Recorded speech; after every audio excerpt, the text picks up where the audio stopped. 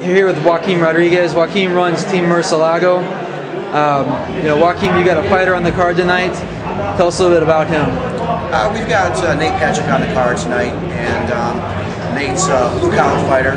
He's one of those fighters that's in the gym day in and day out, and because of that, he's got a great deal of support tonight from our coaching staff to his personal fans, family, friends, and associates, and I'm excited for him. This is only his second fight, but again, we've got a person that's in the gym day in and day out, and what better way to reward him than by getting into a situation where he gets to fight for a belt tonight. All right. You run Murcielago MMA. It's a school, and you also do events. What's next for you guys? Well, we have a major announcement coming out within the next 30 to 60 days. We're actually going to have a national and international press release. You understand? All right. Besides your fight tonight, who else do you have coming up that we should keep an eye out for in the amateur ranks in Michigan? Well, the great thing about Murcielago MMA right now is that we've got approximately 30 to 50 fighters. And in my camp alone, we've got roughly 20 fighters that are fighting at an amateur level as well as professional. We have Justin Hardig, Jeremy Zarnecki, we've got John Villegas, Andy Peterson. We've got a long list of fighters that are working day in and day out, and they're hungry. At this particular event, we've got 2 guys tonight.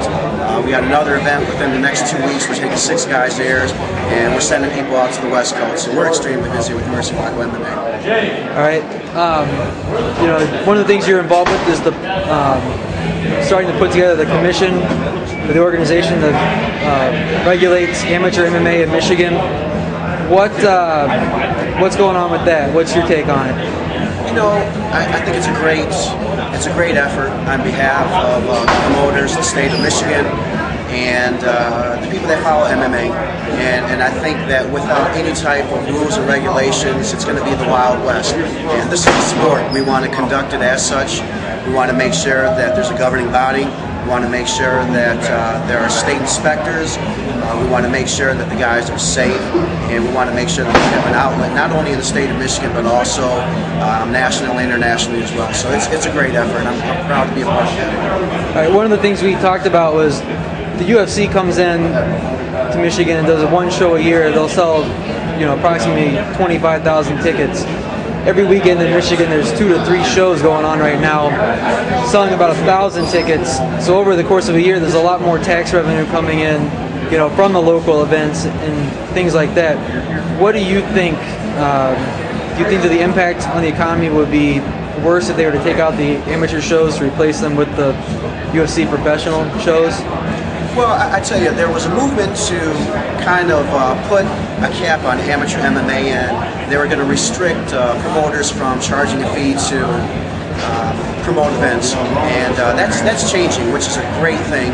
And I think as far as MMA is concerned, there's a great deal of opportunity, whether it be at an amateur level or professionally.